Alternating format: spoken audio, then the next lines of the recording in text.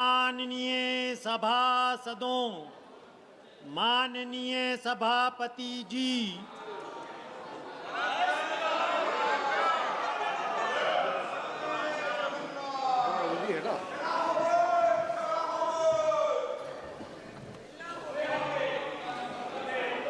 माननीय सदस्यगण, जिन्हें आज नियम 377 के अधीन मामले उठाने की अनुमति दी गई है, वे व्यक्तिगत रूप से तत्काल मामले का अनुमोदित पाठ सभा पटल पर प्रस्तुत करें। आइटम नंबर 19, केंद्रीय बजट पर सामान्य चर्चा। Doctor Shashi Tharoor ji. Thank you very much, Mr. Chairman. May I have your permission to speak seated? I am afraid I have a fracture on my foot. You are permitted, sir. Thank you, sir. Thank you for granting me the honor of voicing on behalf of the Indian National Congress my perspective on the Union budget presented by the Honourable Finance Minister, whom I'm glad to see in the chamber.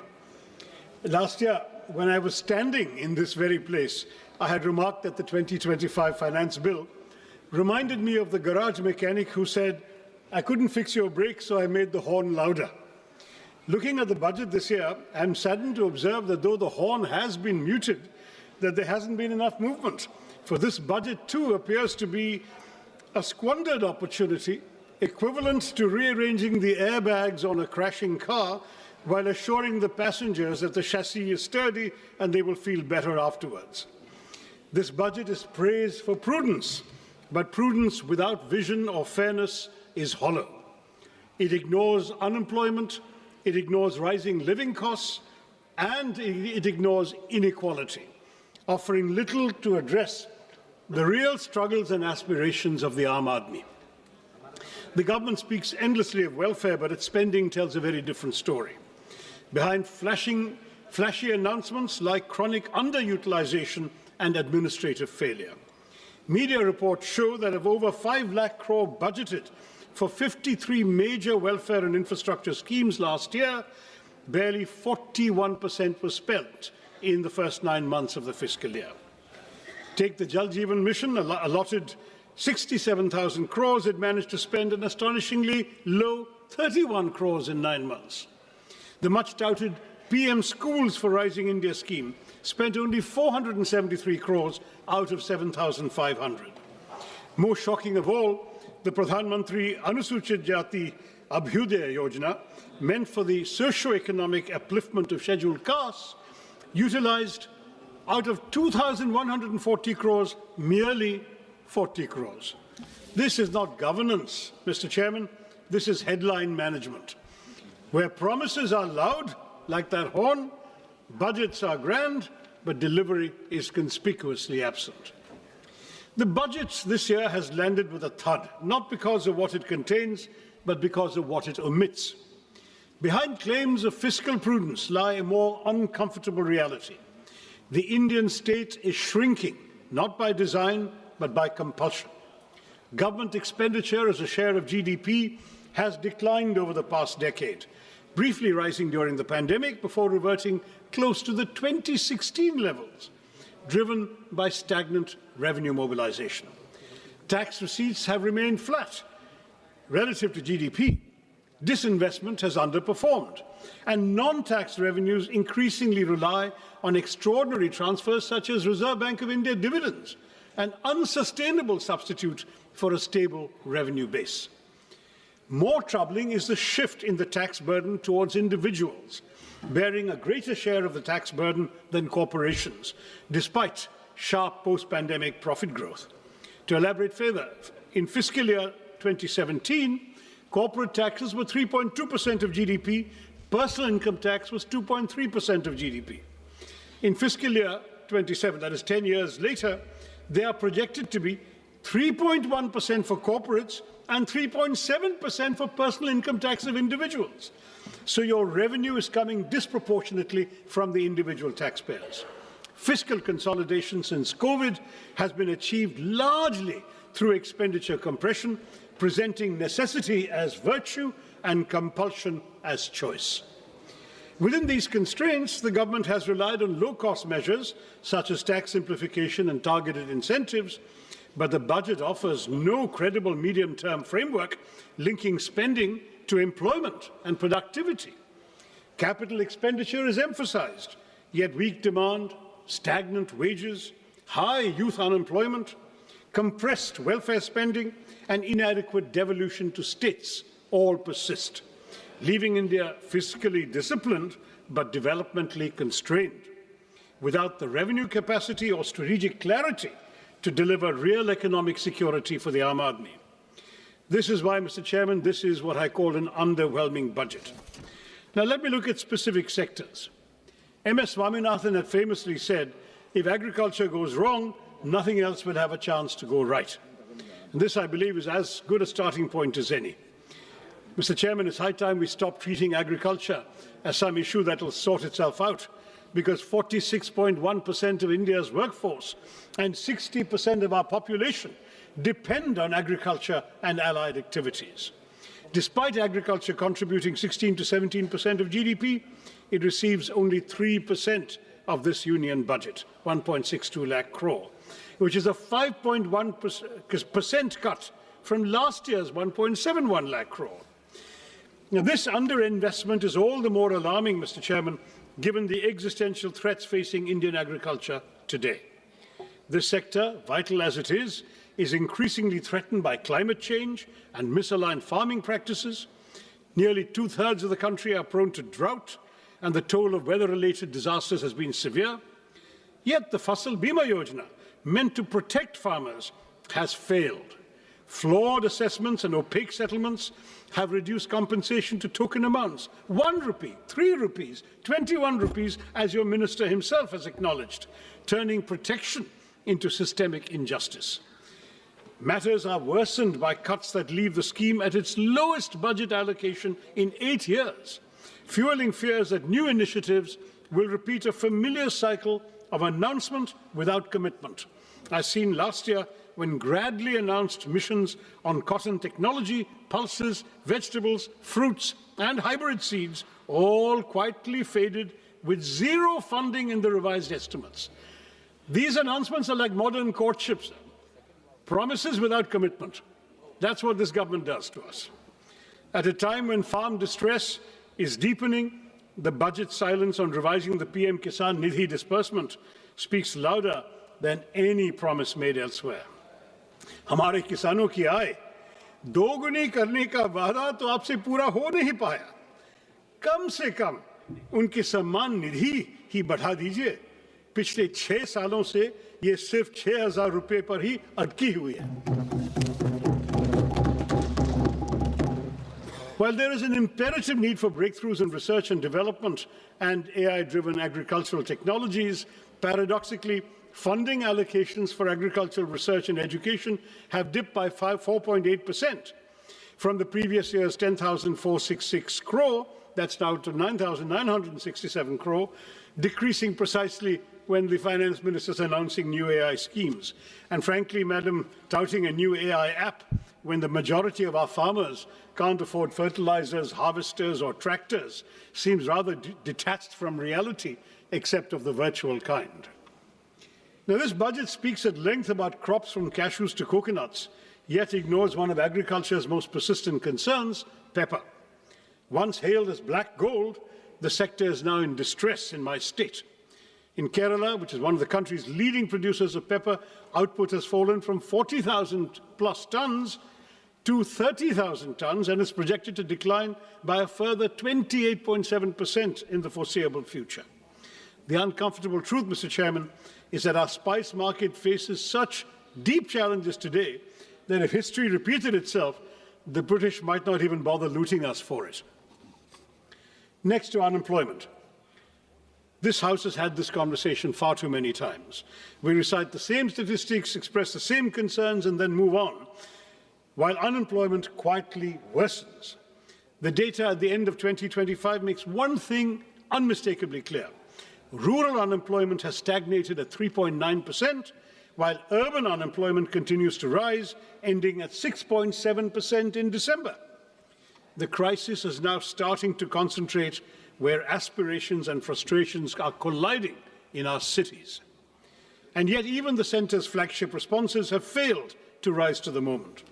Under the Pradhan Mantri Kaushal Vikas Yojana, barely 41% of certified candidates secured placements. More than half of those jobs were concentrated in just 5 sectors. And of the 1,380 crores released, 278 crores remained unutilized. The Prime Minister Internship Scheme tells a similar story. Allocation 10,831 crores. Ministry spends 526 crores in the first 9 months. This pattern is recurrent, sir. In fiscal year 25, allocations were cut after large unspent balances, with actual spending at just 680 crores. So much for creating employment when we can't even spend the money allocated for the job of creating employment. And what of gig workers, the backbone of our new economy? There is no mention of them in the budget. Their welfare has been deprioritized at a time when unrest grows over the absence of clearly defined benefits, time-bound claims and appeals mechanisms, and mandatory disclosure of work hours, earnings and deductions. This silence further weakens the gig workers' access to social security in practice. Any discourse about the workers of our country stands incomplete without a discussion about Manrega, now replaced by the ambitious VB Ramji Act. It increased guaranteed work days from 100 to 125, introduced weekly wage payments, but at the same time it hollowed out the legal employment guarantee. While Manrega was demand-driven, fully centrally funded for unskilled wages, and rooted in decentralized planning, the new Act caps central funding through state-wise normative allocations, shifts 40% of the costs, the wage costs, to most states, and allows the scheme to be paused for up to 60 days during the peak agricultural seasons, shrinking the real window of guaranteed work. Once a state's allocation is exhausted, workers' statutory right to employment effectively ends. This converts an open-ended rights-based program into a budget-restricted, centrally rationed scheme where fiscal ceilings override legal entitlements. The VB Ramji scheme received a massive allocation of 95,000 crores in this budget, yet it has a major overlooked flaw that also needs to be addressed as soon as possible, Madam Minister. It attempts inclusion, but perhaps unintentionally drives technological exclusion. Manrega trusted the panchayats and gram sabhas to plan work based on local needs and community strengths. But the Ramji Act mandates dashboards with GIS tools, PM Gati Shakti layers, central digital stacks. Local priorities are filtered through a Viksit Bharat national rural infrastructure stack, making biometrics, geotagging, dashboards, and AI audits statutory requirements. Thus, for millions of tech workers, of rural workers, one tech failure will mean exclusion without appeal and work without skill considerations. Now, when you have millions struggling to find work, Mr. Chairman, the least the government can do is to ensure that they move freely across the country to seek opportunities. But here too, Mr. Chairman, we see a pattern of neglect that is as consistent as it is shameful. Nowhere, I might add, is this neglect of connectivity clearer than in Kerala. Despite repeated demands for new railway lines to decongest existing routes, the state finds no mention in the Finance Minister's much-touted 7 high-speed railway corridor initiative. One is compelled to ask, does strategic connectivity end where political inconvenience begins? The consequences of this neglect are borne daily by passengers and railway staff alike in my state. Chronic overcrowding has pushed passenger capacity to dangerous limits. Sanitation has visibly deteriorated. Even basic facilities remain inadequate. It's telling, Mr. Chairman, that locomotive pilots entrusted with the safety of thousands are forced to work without assured access to toilets. For passengers, the experience is no better. Overcrowded coaches, unsanitary conditions, and a steady erosion of dignity that no glossy brochure can conceal. These failures are structural, they're not incidental. The railway sanction strength across categories stands at over 2 lakhs, yet only about 1.59 lakh employees are in service. This staffing deficit compromises safety, delays operations, and stretches frontline workers beyond reasonable limits. A railway system cannot run on announcements alone. Continued underinvestment in capacity, personnel, and basic human conditions risks turning the nation's lifeline into a symbol of administrative exhaustion. And it's not just railways, Mr. Chairman. We hear of national corridors and maritime ambitions, but Vilnius Port, India's gateway to global trade, our only port that can host the world's largest container ships, is treated as a local afterthought, with no central support announced for the road and rail connectivity that is hampering its potential as a world-class transshipment port. Similarly, while 20 new national waterways are to be operationalized, it remains unclear how many, if any, will benefit Kerala. Ship repair ecosystems are promised in Patna and Varanasi, but not in a state with 44 rivers and a rich inland waterway network. Our coastal communities, Mr. Chairman, face the deadly peril of sea erosion that has already leached so much of our territory into the sea. But there is no money for the sea walls and groins so essential for coastal protection. I have been raising this repeatedly in the House over the last 15 years. The centre tells me it's the state's problem. The state says it has no money.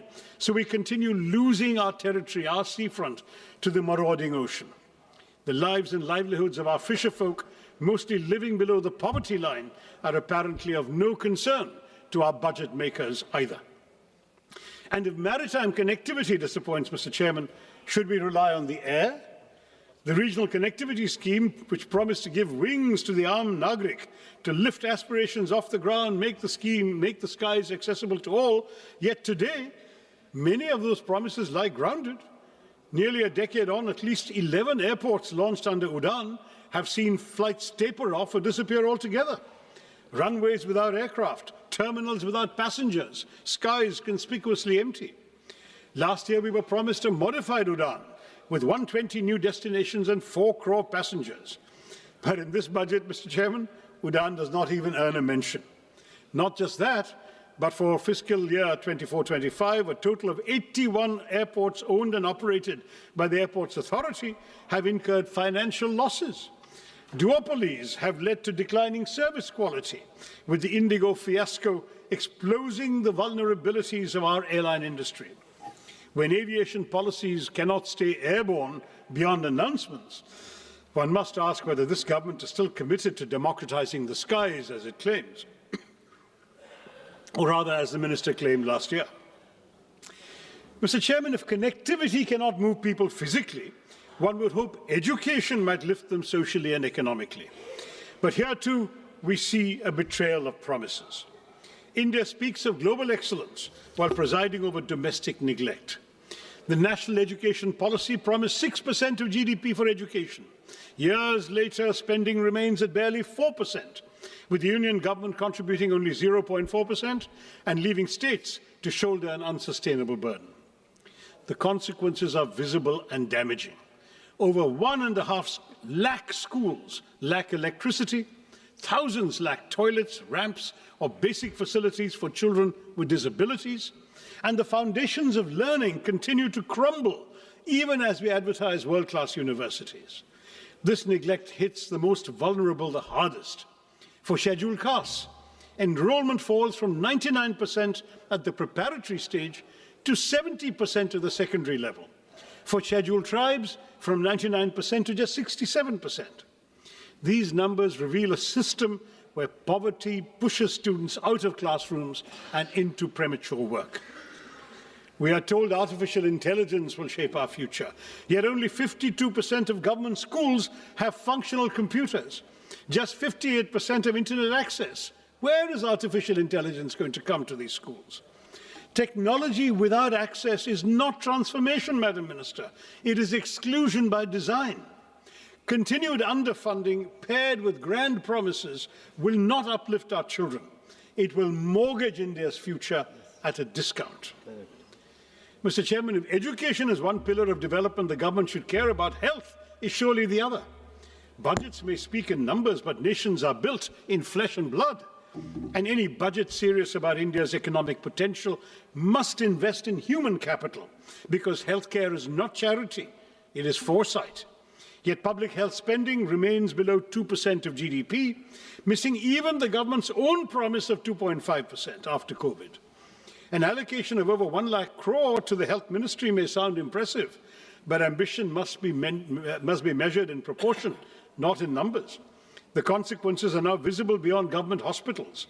Since 2019, over 600 private hospitals have exited the Ayushman Bharat Jan Arogya Yojana, revealing the fragility of coverage without delivery. Insurance that arrives late is merely distress deferred. Meanwhile, the fundamental determinants of health, clean air, safe water, nutritious food, and mental well-being continue to deteriorate even as disputes rise and mental health indicators worsen. A nation that seeks economic greatness cannot afford to economize on the health of its people. While you propose, Madam, exempting 7 additional rare disease drugs from import duties, your centres of excellence for rare diseases are few, unevenly distributed, and unable to utilize even the insufficient funds allocated, leaving thousands of patients to die every year for lack of treatment. And nowhere is this pattern of neglect more glaring than in the case of the long-promised AIMS in Kerala. First year of the NDA government, the promise was announced. The promise still remains unrealized. A state with one of the strongest public health records in the country continues to wait, while this budget, like its predecessors, offers neither clarity, nor timelines, nor urgency. 22 AIMS have been sanctioned across India, Mr. Chairman, but when it comes to Kerala, the silence is deafening. And AIMS that is not even a dot on a map is not institution building, it is institutional disregard. Kerala does not lack need, capacity, or credibility. What it lacks, it seems, is visibility in this government's priorities. Why, Mr. Chairman, is Kerala invisible to this government? I'd like to know. Equally telling is the silence on air pollution. After months of public outrage and choking headlines, the finance minister's speech found space for everything except the air we breathe. The National Clean Air Programme still runs on 2009 standards, weaker than the WHO's PM 2.5 norms, even as pollution control funding has been cut from 1,300 crores to 1,091 crores this year. A budget that saves on rupees but ignores the air its citizens breathe reduces development to bad arithmetic, not good progress. Mr. Chairman, the announcement of 3 new National Institutes of Pharmaceutical Education and Research, or NIPA, raises a troubling question of balance and intent once again. I'm sorry to return to my state, but Kerala, despite one of the country's strongest public health ecosystems and a proven record in healthcare delivery, once again went unaddressed. Even as NIPAs are concentrated and clustered in northern and eastern India, and a single institute in Hyderabad is expected to serve the entire south. This imbalance is not new. I flagged it 2 years ago when I was chairman of the Standing Committee on Chemicals and Fertilizers. At a time when over 60% of India's 8,500 MSME drug units lack support to adopt even good manufacturing practices, such skewed institutional allocation risks shrinking rather than strengthening our manufacturing base. It also does little to reduce our dependence on China for nearly 2/3 of key active pharmaceutical ingredients, or to correct India's anemic R&D investment of just 0.64% of GDP, with even large pharma firms spending under 1% of net sales on their research. The result is predictable: limited innovation, continued reliance on low-cost biosimilars, and life-saving biologics priced far beyond the reach of most Indians, where public health spending remains so much below the GDP target of 2.5%. Without correcting regional imbalance and backing institutions with serious R&D support, this NIPA initiative risks sounding visionary while delivering exclusion. Now, all of these shortcomings in the sectors I've surveyed, in infrastructure, education, healthcare, might have been bearable if at least the economic burden were distributed equitably. But as per the UNDP Inequality Adjusted Human Development Index, India ranks the lowest of all BRICS countries at 130. The silent shock absorbers of this economy are the middle class. They are now cracking under the strain. The symbols of success we see today, smartphones, cars, lifestyle assets, are only sustained by EMIs, Mr. Chairman, for the middle class, leaving the Aam Aadmi little room for health insurance, for savings or medical emergencies. Credit cards are once a luxury or a convenience. They've now become a lifeline. Defaults rose 28% last year to 6,742 crore rupees, not because Indian households are reckless, but because they're running out of room to breathe. With 2.9 lakh crore rupees in outstanding dues and 10.5 crore cards in circulation, borrowing has become the price of staying afloat. Even as households struggle, the tax burden has quietly shifted onto them. Personal income tax now contributes over half of all direct taxes, while the corporate share declines, as I mentioned earlier. And while last year's budget at least acknowledged middle-class housing stress through the Swami Fund, this budget offers only silence. Inflation may look subdued on paper, but for citizens, the cost of living has merely been shifted. When the state fails to provide clean air, safe water, and uncontaminated food, households are forced to buy privately what should be public goods: air purifiers, water filters, basic safeguards. This burden is unequal, Mr. Chairman. The privileged can protect themselves, while the poor remain exposed. A nation cannot grow by exhausting the very people who sustain it. The Aam Aadmi, who are financing this government, are being sent deeply troubling signals on taxation. A one-time concession allowing special economic zone manufacturing units to sell domestically at reduced duties is little more than tokenism when the SEZ ecosystem itself is collapsing, with hundreds of zones shut and employment in free fall. More disturbing still is the withdrawal of income tax exemption on disability pensions for defence personnel. This move weakens social protection for disabled veterans who risk their lives for our country and draws an indefensible line between service-related disabilities and abdication of the state's moral duty to those who have made such sacrifices for the nation. Now, I'd like to acknowledge that amid this disaster and disorder, there has been some measure of fiscal discipline. The fiscal deficit has edged down from 4.5% to 4.4%. Minister speaks of a further reduction to 4.3%, and that sounds reassuring on paper. But I've been in this House long enough, Mr. Chairman, to remember when her predecessor, the late Arun Jaitley, as Finance Minister, set a target of 3.5%. We're nowhere near that benchmark today, yet we seem eager to applaud for settling at a much higher number. Perspective matters, sir, and without it, these figures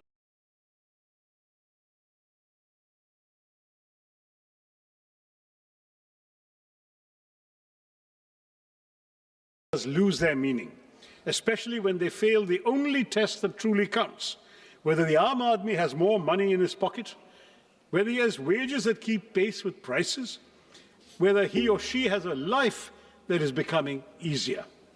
Fiscal prudence cannot be celebrated in isolation when household budgets remain under strain and economic security is elusive for millions. In this budget, the Union government has once again doubled down on an infrastructure-led growth strategy, raising capital expenditure to 12.2 lakh crores on the assumption that public capex will crowd in private investment and generate jobs. But this promise has yet to materialize. In fact, it hasn't materialized at all during this government's tenure. Private investment has throughout remained sluggish. Labour-intensive sectors are crowded out by capital-heavy projects. Welfare spending has been compressed, and key subsidies and social sector allocations fall short of stated goals. The burden has increasingly been pushed onto the states without adequate devolution of tax revenue. Meanwhile, unemployment, particularly amongst educated youth, remains distressingly high, and capacity utilization continues to remain below levels that would trigger a genuine private investment cycle. In this context, the capex-centric approach appears less like a strategy for inclusive growth and more like a gamble that ignores weak demand, joblessness, and the lived economic distress of the ordinary citizen. Mr. Chairman, no nation can develop on slogans or headlines alone. India's investment in research and development remains stuck at 0.6% of GDP, not only below advanced economies, but even below several emerging ones. China invests about 2.4%, Brazil even over 1%, the US 3.5%, South Korea 5% of GDP. A country that aspires to be a manufacturing and knowledge powerhouse cannot afford to treat research and development as an afterthought. I would urge the Minister to elevate R&D as a national priority. Now, on urban cities, on our cities, it should be pointed out that the hesitancy in innovation is reflected in the Smart Cities mission, which has become a reminder of unfulfilled promises. A decade after Smart Cities was announced, deadlines have been repeatedly extended from June 23 to December 25, no real change on the ground. Claims of 96% completion certainly ring hollow for somebody from Thiruvananthapuram or Warangal or Silvassa or Port Blair, because they're all incomplete. Large parts of the northeast continue to lag, leaving even the Parliamentary Standing Committee unconvinced. Instead of transforming urban life, the mission has largely polished a few elite enclaves, while basic services for millions remain untouched. I can't not mention the new interim trade agreement with the United States, sir, because that has just come out after the minister's speech. It looks less like a free trade agreement than a pre-committed purchase agreement that overturns every principle of reciprocity. How can we speak of a reciprocal tariff of 18% on one side and 0% on the other? At a time when India's total bilateral trade with the US stands at roughly $130 billion, and we have a trade surplus of only $45 billion, we have surprisingly promised to buy $500 billion worth of American goods over 5 years. This effectively converts a surplus into a long-term deficit by executive assurance rather than by market demand. No major economy has ever neutralized its own trade leverage in this manner. While the US continues to impose import tariffs of up to 18%, we have committed ourselves, apparently according to this joint statement that I've been seeing here, joint US-India statement, to impose tariffs up to 18% on Indian exports, and we to slash tariffs to near zero levels, open agriculture, dilute data localization, soften intellectual property safeguards, and even redirect strategic energy imports, especially away from Russia, to meet purchase targets. Now, this is not strategic balancing. It is economic preemption. Parliament has neither been told how farmers, MSMEs, and domestic industry will be protected, nor why India has voluntarily surrendered its negotiating power without securing proportional market access. Without securing proportional market access or policy space in return. I know the government will say, wait for the final agreement, it's coming in mid-March, but let them be aware these concerns exist right now, sir. Yes. The government's claim that India has secured a better deal than China, Vietnam, or other Asian economies does not withstand scrutiny. While India has obtained a tariff reduction of 1 or 2 percentage points from them, no East Asian economy has agreed to deliberately dilute its trade surplus with the US through guaranteed purchase commitments. On the contrary, China, Vietnam, and several ASEAN countries have actually expanded their trade surpluses with the US, even amid heightened trade tensions. And this ambiguity, Mr. Chairman, has a direct bearing on the credibility of the budget itself. When both the Minister of Commerce and Industry and the Minister of External Affairs were questioned on these commitments, they were really offered no clear explanation of their scale, timeline, or fiscal implications. Now, the reason I mention this in the context of the budget is that key budgetary assumptions on trade balances, external financing needs, and overall macroeconomic stability rest on information that the Parliament does not possess and has not been given. A budget framed amid such uncertainty is not just incomplete, it asks this House to approve numbers without knowing the obligations that may soon overtake them from this trade agreement. Now, I do want to say that when the two ministers play ping-pong with each other, saying it's not in their mandate to answer the question, each one attributes it to the other, then that looks like a rather disappointing game, because when no minister claims ownership of something like this, accountability disappears, and Parliament is left staring at a budget that conceals obligations that the government seems to lack the courage to admit openly. In short, Mr. Chairman, the real weakness of this government's budget lies in its implementation, where rhetoric is not matched by reality. Let me quote that famous verse once again by Mirza Ghalib, which I think perfectly captures our reality today as reflected in this budget and its aspirations. हमको मालूम है जन्नत की हकीकत, हमें मालूम है जन्नत की हकीकत, लेकिन दिल बहलाने के लिए गालिब ये ख्याल अच्छा है. That seems to be what we have had inflicted upon us. We know the reality behind these claims, these tall promises, these narratives of model governance, but they're not policies grounded in outcomes. They're carefully curated illusions. Glossy schemes, utopian projections, they might soothe the imagination, dil to behlata hai. But everyday life for the ordinary citizen of India has remained unchanged. Hope is repeatedly sold, but delivery remains perpetually deferred. Viksit Bharat by 2047 is an admirable ambition, safely more than 2 decades away. This budget offers no credible pathway to reach it. Instead of narrowing the gap, it widens it. Unemployment continues to rise. Poverty hardens. Jobs remain scarce. Wages remain stagnant. Small businesses, already gasping for relief, are smothered under layers of compliance, while informal workers, gig workers who sustain our economy with their labor are pushed further into invisibility and insecurity. Government promises railways, yet stations crumble. They speak of flight, yet Udan has flown away. Our pepper, once celebrated as black gold, withers under neglect. Our long coastline stretches endlessly, but is ignored when it comes to protecting it. Education is curtailed precisely when it should be expanded, while the rhetoric of world-class technology and AI grows louder. 1.5 lakh schools still function without electricity, yet Viksit Bharat is spoken of as if the lights are already on. When vision is severed from reality, it ceases to be aspiration and becomes merely an illusion. A truly Viksit Bharat will not be built on slogans, Mr. Chairman, not built on speeches or symbolism, but on delivery that reaches the last citizen of India. Turning promises into outcomes is not a favor, it is not a choice. It is our kartavya, it is your kartavya, may I say to the government. Thank you, Mr. Chairman, and Jai Hind. माननीय श्रीमती अपराजिता सारंगी जी.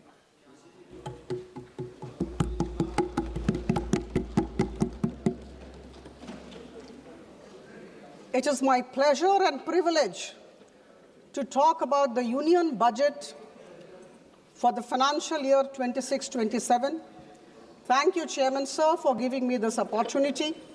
At the outset, I commend Honorable Finance Minister, Madam Nirmala Sitharaman, for giving to this country of 1.4 billion people her 9th consecutive budget, a budget which reflects her commitment, the commitment of the government, the conviction of the government, and the consistency of the government. As I stand here to speak, I am reminded of a few words from Rigveda, the oldest of our Vedas. Sangachadhvam sangvadadhvam sangvo manansi janatam. हम साथ बोले, हम साथ चलें, हमारी भावना और हमारी सोच एक दिशा में हो. My dear colleagues, we are all moving towards one and only one goal in the country, and the goal is to make India Viksit Bharat by 2047. And I can say with all conviction at my command that this particular budget of the financial year 26-27 is definitely a very strong step in our common journey. For the sake of clarity, I must say, my dear friends, that our Finance Minister, Madam Nirmala Sitharaman, framed the blueprint around 3 kartavyas. Number 1, to accelerate and sustain economic growth. Number 2, to fulfill the aspirations of the people and build their capacities, and number 3, to align with our core objective of सबका साथ सबका विकास। बंधुगण, यह ऐतिहासिक budget सिर्फ संख्याओं का संकलन नहीं है, यह विकसित भारत की यात्रा में हम सब के लिए एक माइलस्टोन है, एक निर्णायक मील का पत्थर है। यह हमारी आर्थिक स्थिरता, सुधार और हम सब के सामूहिक आत्मविश्वास का दस्तावेज है।